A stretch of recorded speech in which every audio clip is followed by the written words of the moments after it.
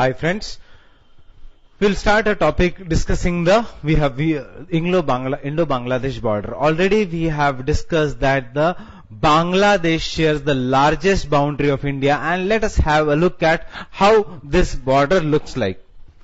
So how is this Bangladesh border? This is the country I have shown with the red and black dotted lines. This is the country of Bangladesh. Obviously we can see here it is surrounded by which states of India, and that is the important part of the question, that it is surrounded by West Bengal. This entire part is West Bengal. Then it is surrounded by Assam. Assam surrounds here in the north and also here in the south. In between Assam there is a Meghalaya, there is a Mizoram, and a small extension of India which I have shaded black. Here is Tripura. So what are the states which surround the Indo-Bangladesh, or what are the Indian states having a border with Bangladesh?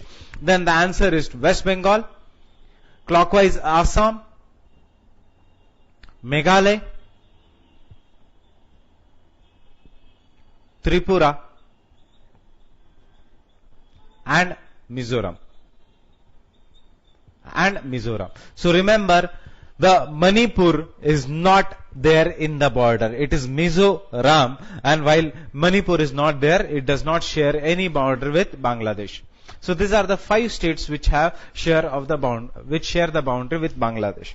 Before I start with the boundary of Bangladesh, you understand the phenomena that this Bangladesh is a low-lying country, is a lower riparian country of Ganga-Brahmaputra river system. Bangladesh along with West Bengal, because this was entirely one part of unified India earlier. So Bangladesh and West Bengal forms the world's largest delta, which is known as Indo-Brahmaputra delta region. So this is the Indo-Brahmaputra delta region. But there is a slight twist here, that the twist is the river Ganga in Bangladesh is known by the name Padma. So Padma is the name of river Ganga in the Bangladesh. River Brahmaputra, which comes from the Assam region and enters Bangladesh near Dhubri, it is known by the name of Jamuna. The combined waters of Ganga and Jamuna are known by the name of river Meghna. But there is also one important river which is meeting here, which originates in the Manipur-Mizoram region, and flows through the southern part of Assam, and then enters it originates near the hills of Manipur, flows through the southern part of Assam, and then meets the river Padma, or we can say the river Meghna, and it is the Barak river system. So the Barak river system is the third important river which forms the Ganga-Brahmaputra delta.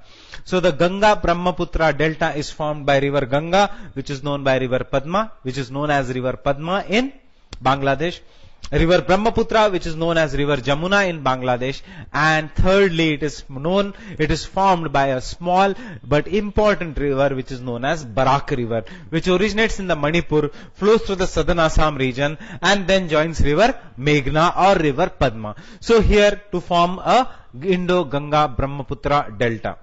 That is not Indo, but form the Ganga-Brahmaputra delta. Indus delta is far away. So to form a Ganga-Brahmaputra delta, it is made by 3 rivers, that is Ganga, known as Padma, Jamuna, which is known as Brahmaputra in India, but Jamuna in Bangladesh, and river Barak.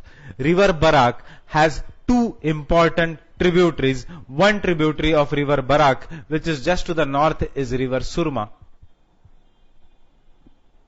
And the other tributary of river Barak is Kushiara river, which originates in the Naga Hills region. Is the Kushiara river which originates in the Naga Hills region. This is just to have a general idea. Obviously we are going to do this river systems while doing the rivers of India. Now look here, what are the countries which surround the Bangladesh? Remember West Bengal here and also West Bengal here. This is also a part of West Bengal, that is Siliguri region and Darjeeling region, not Sikkim.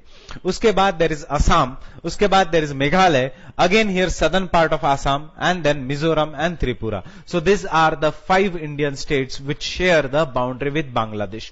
How is the nature of a boundary? The nature of a boundary is a delta region. It is a flat region when the river is entering the sea, making delta. In this region, you know that river bifurcates into numerous distributaries, and इसीलिए the boundary between India and Bangladesh is a porous boundary. There is no natural hill There is no natural mound, there is no natural mountain, there is no elevated portion to demarcate the boundary between India and Bangladesh. There is a constant shifting of the rivers in this region. Isliye it is a porous boundary. It is becoming a political issue. It will be a political issue in the upcoming Assam elections or in the future elections. It becomes a political issue. You don't have to focus on the political issue. You have to focus on the issue which is in the news. But that is what is the current affair. So Indo-Bangladesh boundary. What is the name of Indo-Bangladesh boundary? What was Bangladesh prior? It was a part of East Pakistan. Prior to 71 liberation of Bangladesh, it was a part of East Pakistan. So any Indo-Pakistan boundary is known as Radcliffe line. So similarly, Indo-Bangladesh boundary is also known as a Radcliffe. It is known as Radcliffe line. So Indo-Bangladesh border, it is, remember here, known as a Radcliffe line.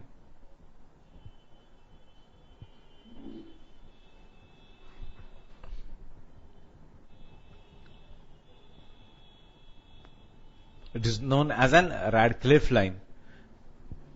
As such, it is because it forms in the delta region of a river, as it forms in the delta region of a river.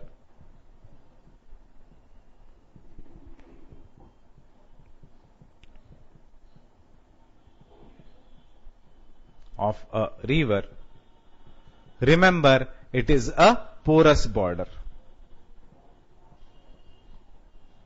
That means it can be easily crossed into, and therefore illegal Bangladeshi immigrants are becoming a problem, especially in the states of West Bengal, especially in the states of Assam, Meghalaya, Tripura, Mizoram region. Why? Because यहाँ पे the racially people are somewhat different from this people, from the people of Bangladesh. Though West Bengal has more or less similar racial characteristics, यहाँ पे people are little bit different, and it is becoming a problem in this region. Because it is a porous border, there was no demarcation, proper demarcation of a border. What used to happen is some of the Indian territory was deep into Bangladesh. Some of the Bangladesh territory was deep into India. You can see here how Bangladesh has gone into India. What is Bangladesh here? This again I am showing this entire region which is in red color is the Bangladesh.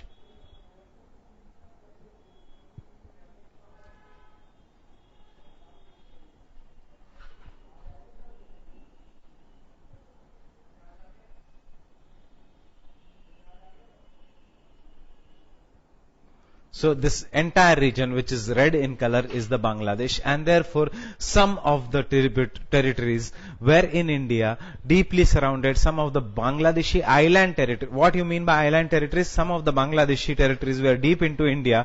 That means this territory was Bangladesh and surrounding territory was India. Similarly, some of the Indian territory, if this was an Indian territory, it was surrounded by Bangladesh. It was surrounded by Bangladesh. Obviously, the people here faced numerous problems. That itself is a different topic, not related to your geography, but your international relations. That itself was a different topic, that what kind of problems were faced by people. For example, agriculture land, electricity, nationality itself is a bigger issue. So as a result of this, Indo-Bangladesh historic agreement was signed. It was initially signed in 1974. So what is the current affairs? The current affairs is historic land boundary agreement between India and Bangladesh.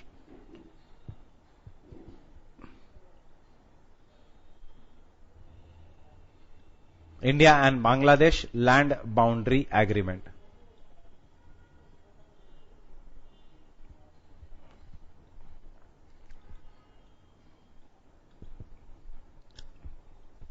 Though it was signed way back, what did the land boundary agreement said? It was said that the Indian territories which were deep into Bangladesh shall be given to the Bangladesh, and the Bangladeshian territories which were deep into India shall be taken by India. So that means it was an agreement about exchange of territories by the two countries. So it was an agreement for the exchange of territories between the two countries.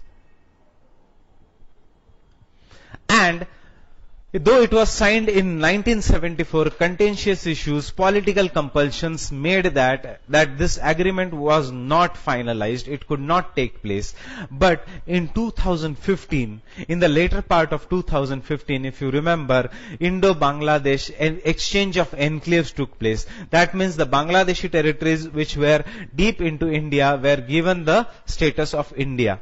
That means the people who were there were given a choice to return back to the proper Bangladesh region or accept the Indian nationality. The same happened to the Indians who were staying in deep Bangladesh region. As a result of this, some 7,000 hectares of land of Bangladesh India got, while some 11,000 hectares of Indian land went to Bangladesh. So as a result, there was an exchange of territories so that there is a proper demarcation of a boundary, and when there is a proper demarcation of a boundary, we can stop illegal immigration and associated activities such as passing of criminals, such as drug peddling, such as drug smuggling, illegal activities such as smuggling of banned substances. And as a result of this, or cross-border terrorism by using the Bangladesh as an hub for terrorism. So because the border was so porous, it was not proper demarcated, and there were too many Indian enclaves inside Bangladesh,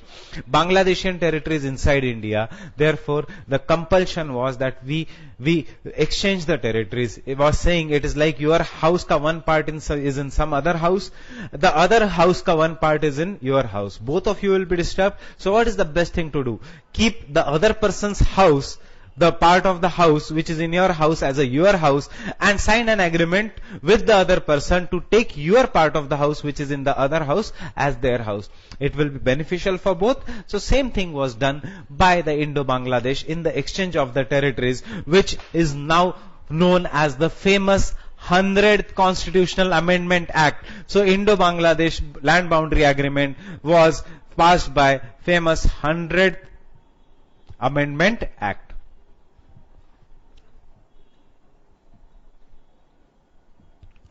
To the Constitution of India. So remember, this is again an important part for the current affairs, that it was a part of 100th Amendment Act to the Constitution of India, which allowed the Parliament. Because why Amendment Act was required here?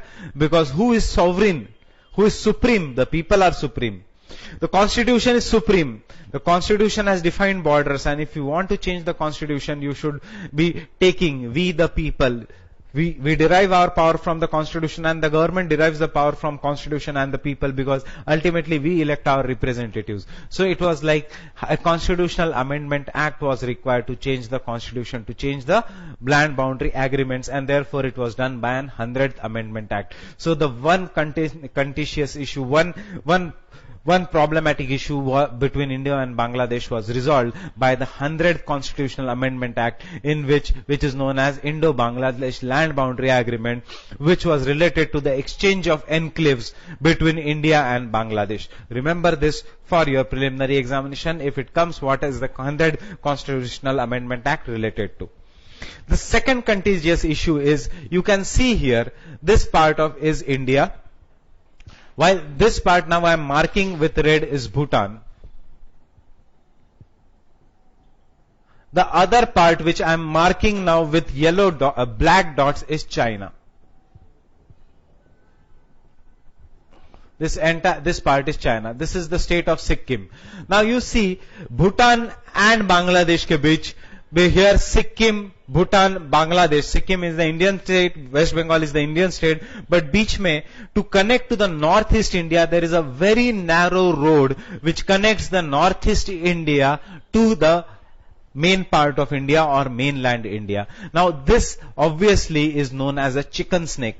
If I try to draw here,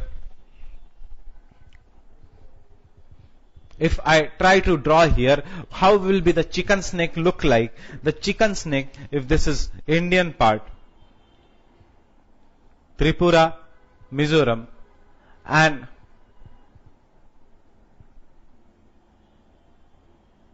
the state of Sikkim, and down Arunachal Pradesh, this is how the chicken snake look like. So this narrow part in which is the chicken snake part, that is the in the map of India. This is what I have drawn, only the extension of northeastern into India. This narrow part is the only transit route, only the connectivity between India and mainland India and the northeastern India. What has it related? It has related into isolation of northeastern India.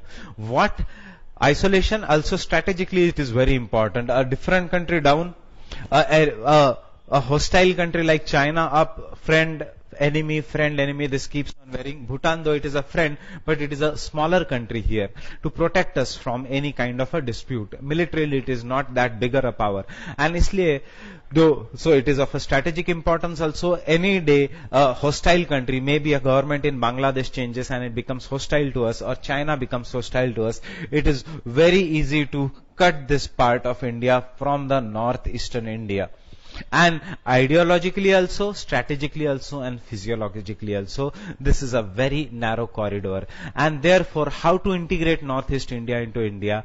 By providing them economic development, by providing them better communication opportunities. Communication also involves better transportation opportunities, better flow of ideas, better flow of networks, better flow of transportation, better flow of infrastructure, better flow of earning capacity. Then only you will feel proud to be a part of a nation. It is true for every nation, not only India. But what is this? A narrow corridor which is known as a Siliguri corridor or chicken snake.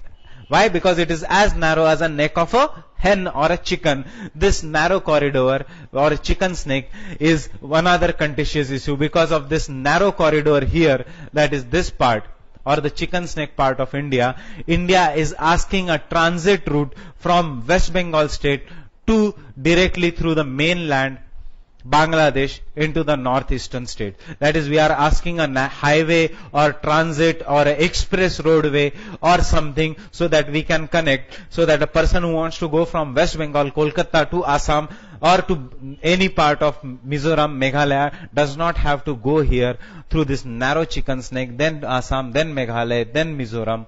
You can directly go from West Bengal to Mizoram if there is a straight national highway, if there is a straight highway, road, a better road. But Bangladesh is refusing the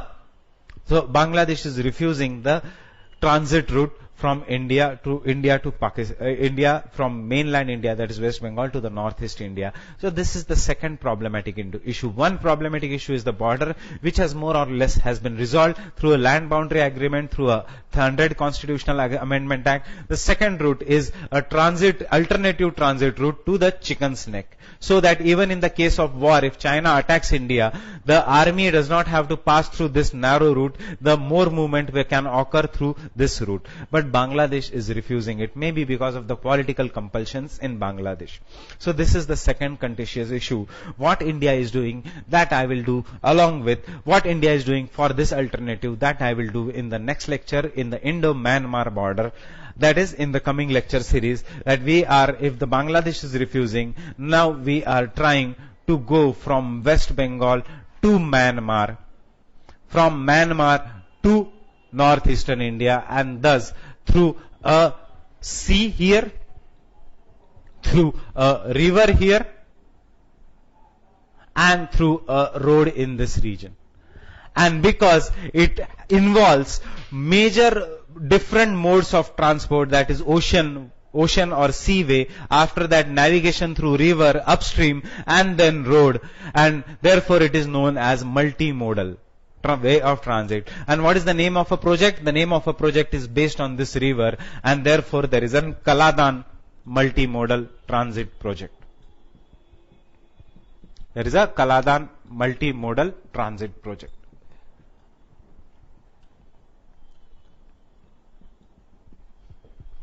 Transit project. Why different multimodal? Because of different modes of transport, sea, river, road. And why Kaladan? It is because on the base of river Kaladan. India will invest in upgrading the port of river Kaladan. India will invest in building a road, and thus provide an alternative route of a transport or alternative route of connectivity between the mainland, that is West Bengal part, and the northeastern India. So this is the important points from the geography point of view for the Indo-Bangladesh border. What is the first? The states which surround the Indo-Bangladesh border, the river, that it is a delta region. The third important point is what is the land boundary agreement? How is the nature of a land boundary? So 100th Constitutional Amendment Act you should do land boundary agreement even for your mains examination, even for your international relations section between India and Bangladesh. And what is the chicken snake or Siliguri corridor? And in the next lecture I will discuss about the Kaladan multimodal transit project. So till the time we meet again, thank you very much.